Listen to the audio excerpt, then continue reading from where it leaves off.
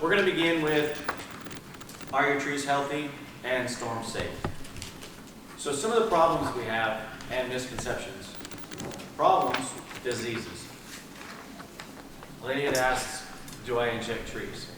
Well, you have to really go into the scientific side of that.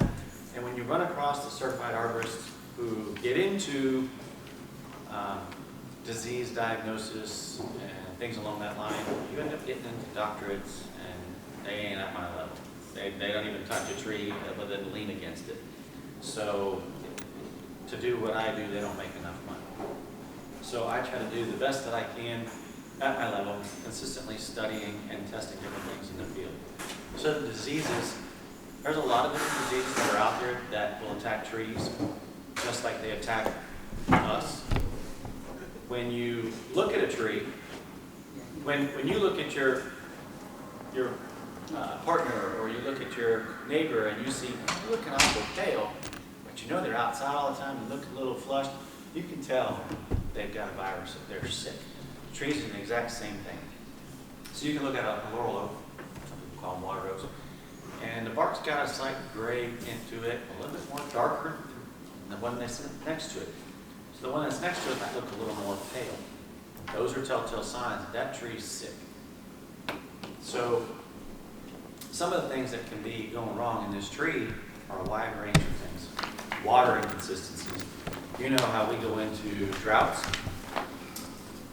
We all of a sudden get all kinds of rain, and then it slows off and we get nothing. So trees like consistent watering, just like your plants do. If you water too much, you stress it. If you don't water enough, you stress it. So those are factors to take into consideration. And the weather. Watering trees, plants are not taking in as much going through the winter. Soil. If the soil isn't correct any longer, the soil, the trees, the plants can use up the nutrients in the soil, which resort to fertilization or correct composting applied. I had customers put up mulch because it's a nice decoration. Well, that mulch built up over time, it packs up and becomes root bound. So that becomes a problem. They can't get the nutrients that they actually need. So you have to take those things in consideration. So as I mentioned, the water inconsistencies, sometimes they don't have enough room to have the roots spread out. So what you see above is what you see below in different shape and form. So if there's not enough air, the roots can't expand and they can't grow. Maybe it's up against a house, a driveway. You can do underground just about what you can do above ground. You don't want to go to the house, we can divert it. So looking at a couple of those factors, the soil, what the pH is. Let's say you've got a plant you put in and it doesn't live. We can find out why. Take a dirt sample, take it down to the ag center and say, hey, what's going on with my dirt sample? It tested out okay, pH seems okay, but is there something in here that I'm not detecting scientifically? They can tell you what's going on. I have had customers that plant one thing after another, and next thing you know they start dying. Or they've had something in there for years, and it just starts to slowly decline. Everything they plant right here just dies. Over here's doing great. Septic systems also impact that as well. So pests. Next one is pests. You have a wide range of pests that are going to impact your trees. Mosquito borers. If you go up to the base of a tree, a lot of times you'll see it going into the fall. Looks like some kid just came out and took a little drill, drilled it all along the side of the tree. Like, who did this?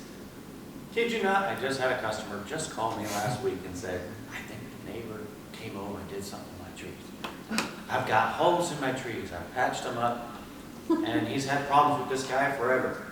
I'm like, well, shoot me some pictures. Let me see what you got. Chances are it's some sort of beetle borer. Trees are always being attacked by beetles. Pine trees, the beetles will go inside, the sap bleeds, pushes them out. If the tree's healthy enough, won't phase it a bit. Just keep on trucking. So, as far as pests, can you spray those? Not likely, because now they're up in the board, they're in the wood. But what can you do to make the tree healthy and combat that? So, you can fertilize. You can do liquid, or you can do granular. Now, we'll go into fertilization a little bit later, but treatments. You might have things that are attacking the leaves. moss, there's a way to spray that. It's in my misconceptions list. If the leaves are being attacked, being munched on, yes, it can be sprayed. That is your pest control company. Come on out and see what it is, and they can properly diagnose it. Sometimes a lot of little stuff you can take care of yourself. Back to weather. If a tree's not healthy, the weather will impact it greatly. It can't handle the lack of rain, the abundance of rain, pests, diseases in the soil. You might look at a tree and it's all patchy and dead. And it looks kind of like there's just something growing on the side of the tree. It's called canker. Same kind of, well, it's a different variety of canker that takes out our citrus trees. But it becomes airborne and can go from one tree to the next. So if you see a neighbor who's got these gray patches on the sides of the trees, you kind of want to let them know they need to take that tree out, because it will blow through the wind and go to the next tree. And if it's weak, it'll take it over as well. So the weather plays a big factor in everything. Just like you water your garden, you got to know how much to water. Well, Mother Nature can water too much, can add too much wind. This also puts us into a category of what kind of deadwood you got up there. You got pests. We go back to pests. Squirrels are among those pests. You have a wide range of things to look at, but overall you can look at a tree and see what's going on with it. In your deadwood, if you properly trim out your deadwood, one, you don't have a headache when you're out in the yard, and the tree can actually heal up correctly and it doesn't become a rot spot.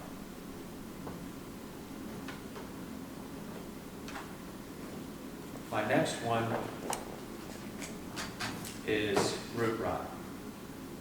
If you've ever looked at a tree, and I'm going to flip forward and flip back. The pictures on your left are a mushroom called a conch. It's a fungi. If you see that going around a tree, more than likely you've got some decay going on inside the tree. You can have it show up at the base, right around the grass edge. You can have it pop up in the grass.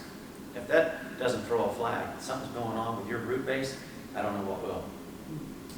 So that fungi, when it grows, it's because there's decaying wood. If it's out in the yard, your roots are dying. Certain roots are dying. If it's around the base, you've got some root rot going on. And there's a couple ways to tell. Take a metal rod, shove it down up underneath there, and see if you have any give anywhere. And I mean go just about every inch all the way around there, unless it's pretty obvious that you have a decay spot there. Because you can have this perfectly healthy tree, and I mean healthy tree, standing above you, and the next day we have a windstorm and the thing's on the ground. What happened? Look at the bottom. It totally broke off at ground level. That's your root rot. No way to defend against that. Sometimes pests start the process, but no way to defend against it. But how to properly diagnose it and take it down before it hurts you is key. And then the last one, the problem, is your local tree guy. So if a tree guy comes out and says, you need to take that tree out, that thing's hazardous, it's going to fall on you, it's going to kill you, it's going to hurt somebody. Let them say what they got to say and question them. So if I educate you, you can educate the next person. Let them say what they got to say. And if you know a little bit about your trees, then ask them some questions. And if they start to fumble around, call the next guy. And then always get at least a few people to come out and inspect and check out your trees. They can cause multiple problems. A lot of them are just going in for quick, easy jobs. They don't know where to make the cuts. They don't know how to properly clean out the tree, which I'm going to go into that here as well. And then within this same problem category, with our pests, we have crotches. These crotches in the trees, we have a couple kind, one being a saddle, the other one being a butt crack crotch. Literally, we all call it that. And it accumulates out and catches everything. The leaves, they compost, it gets wet. Well, if you've ever seen a tree just split, that butt crack crotch is what happened. It accumulated too much stuff, and these are always racking. So what happens is these rack, they don't ever heal, they don't ever grow, they just keep moving, keep moving, keep moving. Eventually, if there's too much weight on one side or the other, they just tear away. And I've had them literally rip 30 feet from the top all the way down to the bottom, to the ground. So the saddle crotch is something more preferable. Some of our live oaks have some more butt crack crotches. Some of our other trees, the laurel oaks, they also have those butt crack crotches. So when they start accumulating that stuff, what I try to do as a preventative, I clean it all out and I use some roofing tar and I'll smear it all up inside, creates a bowl. Now the water can't get to the tree and the tree can continue to heal. Do you have to go back there periodically? Yeah, maybe every other year or so, go back and maybe reapply. It keeps that protective coating and it protects the tree and it's not giving you a problem. And you lighten up the limbs that are on that side. On my misconception side, are your trees healthy or are they storm safe? Fungi. I'm going to show you a couple more pictures of the fungi. Does it hurt it? Does it help it? Yes and no. Moss. Everybody say, oh, moss is killing a tree. Yes and no. Well, let me stop right there. Why do you think moss is killing a tree? Once it starts, it likes going to the tree. What do you think? I say, once it starts on there, it just keeps going and eventually the whole tree. Okay, so goes down. when you call me out, I want to know what's the problem. And I'm going to tell you how to best mitigate that problem. So what she had said was, it smothers it. That's pretty much what happens. So if you go out and you take a blanket, throw it out over your bushes, what do you think is going to happen? What does a plant need to live? A lot of different factors. You need water, you need sunlight, okay, you need the air. If it doesn't have all those things, it just starts choking it out. Now the green starts growing everywhere else. But you usually see the moss in most of the live oak trees, all the limbs start to grow way, way out. No green is on the inside. When you clean out a tree, you don't have to skin out everything in the middle to make it, safe or just presentable, but you need some airflow. That moss can help and can hurt. So even though the moss is all up in the center, there's no green up in there, but it's not weighing the heaviest or the weakest part of the limb either. So if you like it, great. We can take it out, but it's not killing the tree in a direct way as you would think. It's just kind of choking it out, making it get longer, taller, and if it creates more Doesn't of it a leave sail. off the tree though? It doesn't live off the tree. It's an No? air plant. They're both air plants. Oh, Spanish, yeah. okay. Yeah, they're both air plants. So they just collect that moisture and live right up in the air. Now, mistletoe, which I didn't put in here being a problem, your mistletoe is a parasite. So if you love your birds, you might want to think about what you're putting out there. So if you have holly trees, you might see a lot of birds come certain times of the year. And if you have a drake elm, they love to perch in the drake elms. And what they do is they're crapping on the limb. That becomes parasite. Now it starts to grow into the limb, maybe right here, and it starts to feed. Now that is feeding off the tree. It will then cut off all the nutrients going out to that limb. And if we don't catch it soon enough, or you don't want us to get rid of, you're causing a problem, meaning you stop feeding the squirrels and the birds, Yeah. or you take out that holly tree that's giving them the food source and the natural one you're doing it, then we have to take the limb off. So in the fall is the best time to see that because you'll see it be nice dark green up there and everything else is fading away. Lack of bloom or growth. So you look at a tree and you're like, wow, I got the same tree here and here. But this one's just not doing what it's supposed to be. Or take it at a lower level. Your citrus trees, it's just not doing what it normally does. This one's doing great. This one doesn't have as much growth on it, or the leaves are a little bit yellow. Start with the fertilization. I would go a liquid because it's an instant. It's kind of like taking an energy drink. And then granule is a slow time released product, so it's going to last a lot longer. It usually takes several weeks to kick in.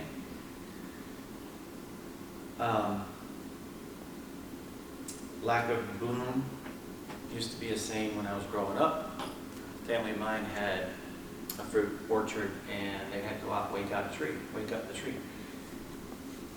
Literally go out and smack the tree. Well, that wakes it up, gives it a little bit of attention. Hey, I'm here. I don't care if you have gardenias, if you have bottle brush, if you have boxwood hedges, if you have vegetables, a little bit of prune here or there is going to wake it up. Also combat that with some fertilization. Give it some extra food. I don't care if it's a Miracle-Gro or Super Thrive, any of those. Use some natural ones. If you like to do composting, well then potassium is another one of those factors. Keep feeding those things. You have palm trees that are not doing that well. Like I say, lack of bloom or lack of growth. They're starting to get this fungus on there. Well, you can clean them up with a pressure washer, just real light from a distance, knock off some of the mold that's on there, and then hit it with some Epsom salt. And you watch that thing come right back to life. It starts to turn a little bit yellow on you. So then we go from there, lack of blooms, lack of growth, we go into when to prune. When to prune is, I'd say, more weather dictated than anything, because you want to be safe for storm.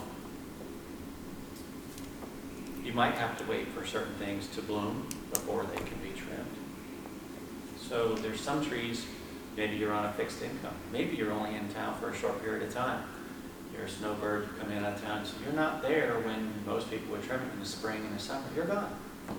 So there's some factors that I put into play when I'm trimming a tree or going to trim a tree for someone. They might be here now, so you know what?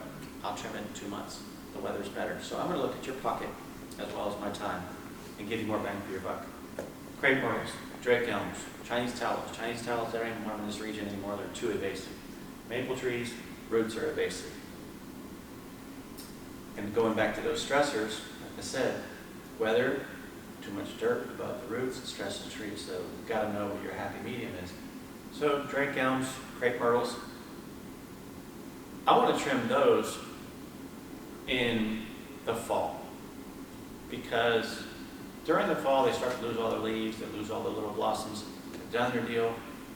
Now they just kind of look like just full brush branches just sticking out there. They look kind of ugly.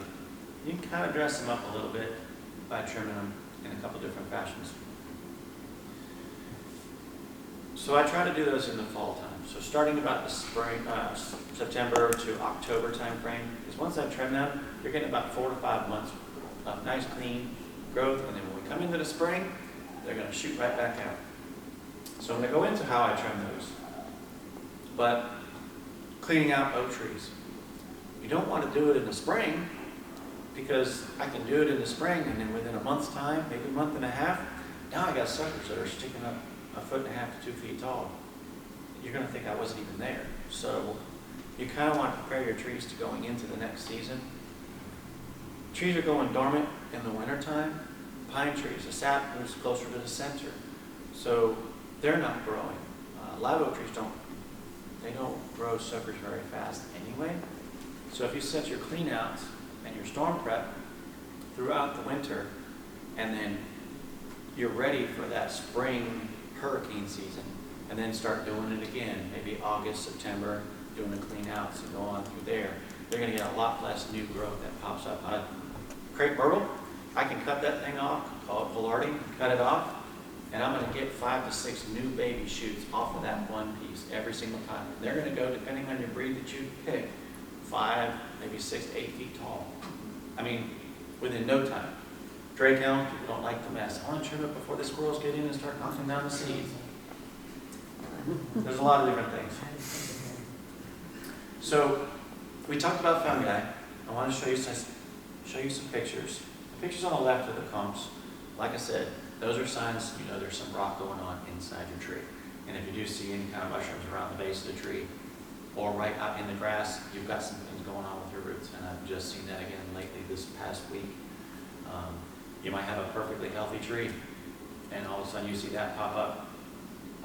You might even see those. If you look up at a tree and you look up, and if this is the bottom of the limb and you're looking up, but you see it really swollen, and then it just goes back to normal, but you might see a little mushroom stuff growing out, you probably have a bowl up top holding water, and it's just decaying up there.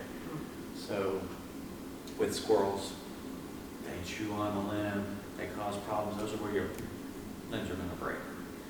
Now, anybody know what's on the right-hand side? Was it resurrection? What is it? Resurrection plant? What were you saying? Some kind of lichen? It is a lichen. So the two on the right are lichen. And you might call me out and say, oh, I got the stuff growing on my crepe myrtles or my drake elms, and I think it's hurting my trees. No, it's not. Technically, it's just on the surface, like our moss. It's not hurting the tree whatsoever. If you don't like it, you can literally, on the crepe myrtle, your drake elm, take the pressure washer out, blow it off. It's done. It's gone. You can take a little brush, blow it off. It's gone. No big deal. Your crepe myrtles are going to shed skin. Your drake elms are going to shed their skin, and they're going to fall off. Not always the case.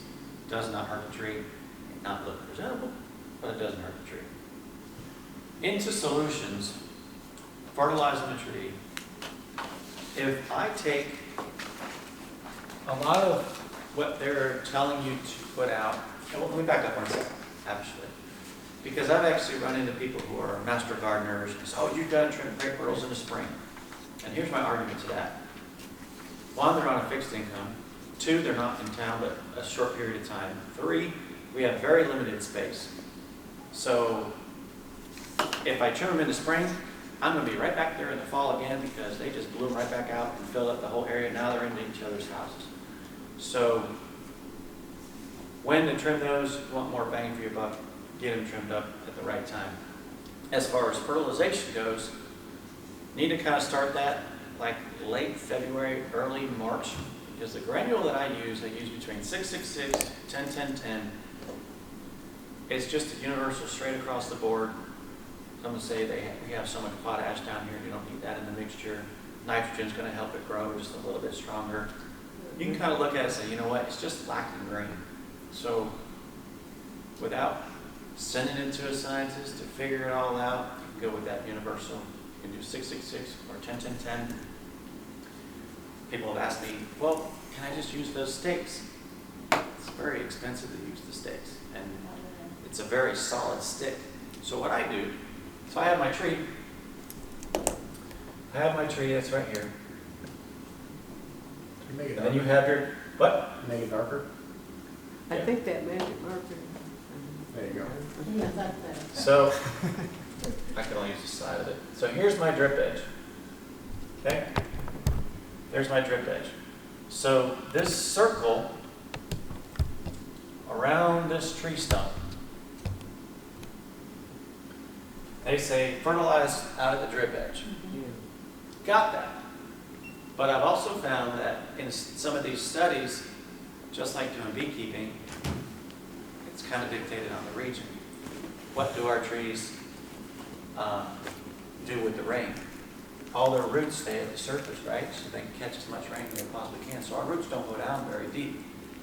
So that rule of thumb is to fertilize out by the drip edge because some of the roots will go out there. You get underneath the lab oak, and I'll guarantee you the roots are not going way out there. And if they are, they're not all going out there. So I try to meet it in the middle. So I try to go halfway between. So I'll go right into here, halfway between the drip edge and the trunk of the tree. I don't care what size you have, halfway between. Now my rule of thumb is, I will stand still, keep that same distance. If this rucker is the tree trunk, and that's the drip edge out over here on my left, I'm going to take a step. Where my heel hits, I pop a hole. Take a step, keep the same distance, walk all the way around the whole tree. Every time my foot hits, I pop a hole. It's about 3 feet. If it's a live oak or the tree's really sick, I will then come inside that, in between the holes, and actually do it again. So as I fertilize, I'm popping a hole, all the way around the tree. One exception, I got a driveway over here. I really don't want the roots to really go that way. I want to go a little bit closer. I want to give the nutrients, but I really don't want the roots to go that way because I want to grow underneath the roots or the house foundation, the driveway. And there's some stuff called root barrier. You can put that out, it'll help retard them. A couple different versions, go on to that later. So my fertilization, there's my holes about every 3 feet all the way around the whole tree. But as I do that, Everybody knows what a spray paint can looks like. So what I do is that spray paint can, it's about that tall, right? So guess what? Here's the ground level. This is ground level. I want just as deep as a spray paint can. And you know how big this spray paint can is. It's about that big. Okay? Drive a rod, you can use a drill and an auger, just boop, done. Now you fill that up with your 10, 10, or 10. You can do 666, you can do 10, 10, 10. It's just a universal fertilizer. Palm trees require For a little trees, more of a wait, nitrogen. that's for trees. Yes, for trees. Other advertisements, other trainings will say, oh, just broadcast it out. Well, if you've ever gone out there with handfuls of that 10, 10, 10 and go through that in your St. Augustine grass, you're going to burn a bunch of it. And you're not going to put out enough to actually make a benefit for the actual tree. If you're in just basic soil, you can put that out there, but we have some heavy rains. What happens with the rain? It tends to wash away a lot of stuff. So this acts like our stake. So if we fill that up with a 10, 10, 10, take a step, move on, move on, move on. You can water the ground around it, never down in the hole. It'll actually absorb into there, and it takes several weeks. I try to tell people about 3 months you're going to start to see the benefit of that fertilizer. So it's going to take several weeks for it to start breaking down, and it is a slow time release. If you put those stakes in there, they're only so big. I don't feel it gets a full impact. So it's kind of like a wire. They tell you if you want to carry more current in a wire, get the braided, not the solid core. Get the concept? So a stake, you have less contact to surface. All the pellets have more contact to surface, so it's going to break down a little bit better for you and last a lot longer. As far as pruning your trees, I have this picture up for you to take a look at. Now, on your left, obviously, I don't like using the phrase topped. People come in, that's tree murder, cut it out, they want it to die out. There's several ways to kill out a tree or stress it. The problem is they come in, they top out a tree, and if they don't come back in a year or two later, now you've got this massive tree growing up above, and the tree starting to rot right where they cut it out. So you really got to stay away from that. The proper way to trim it is doing growth cuts. Trimming it on the right-hand side, you'll see the picture.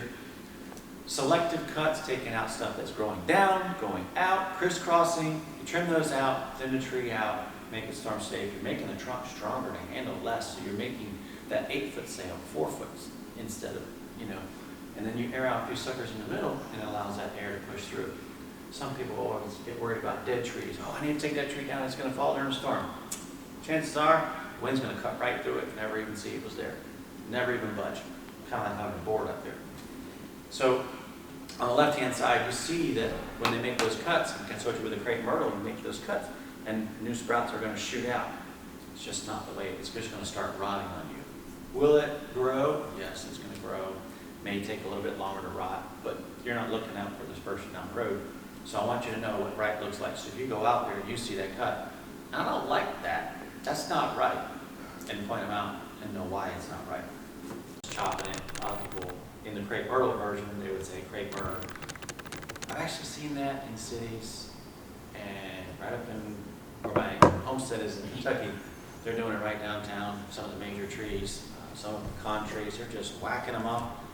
These trees are huge, but there's no room for them to grow. They're literally going to be over houses and stuff. So up there, I don't know why that rule of thumb applies to them. It's a good trimming, but not in my book. I see that here too. I do. Hey, for what, for cat racking? Yeah, cat racking, bird perch, stuff like that.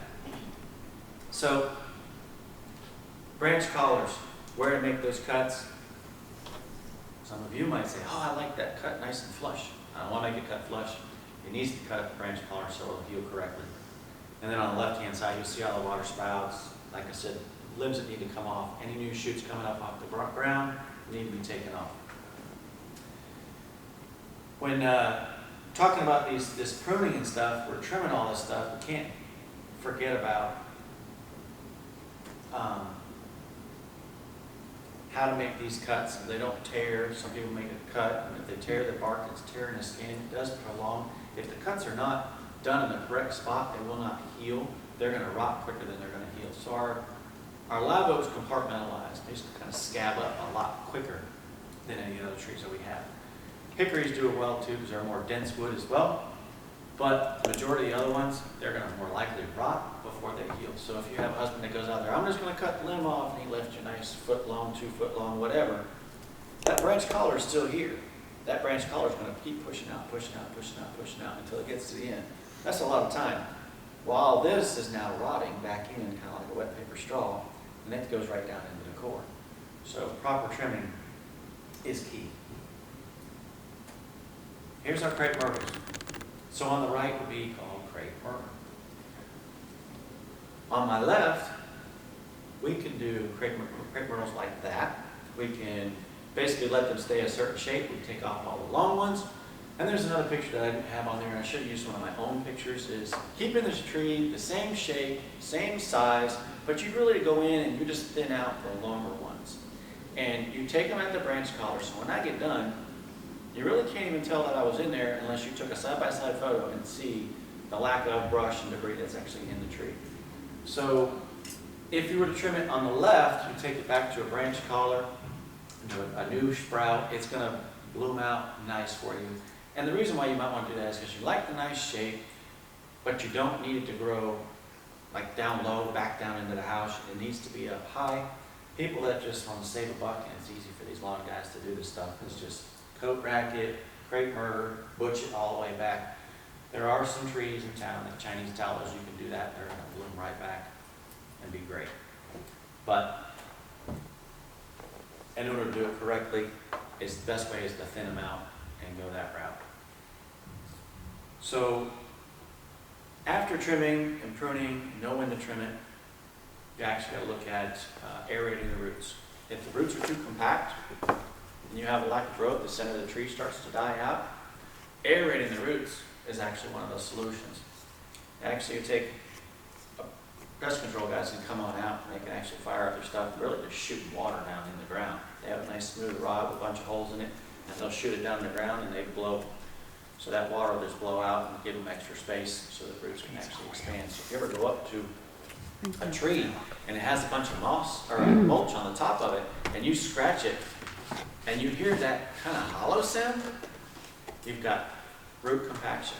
It needs to be aerated. Or if it's all mounded up, and I've had customers with them 3 feet tall and it just slopes off, literally need to cut the roots away. Have a young man come on out with a shovel and axe and cut away a bunch of all the small roots, root pruning, and then lightly mulch back over, fertilize the perimeter of the tree, and you should be in good shape. So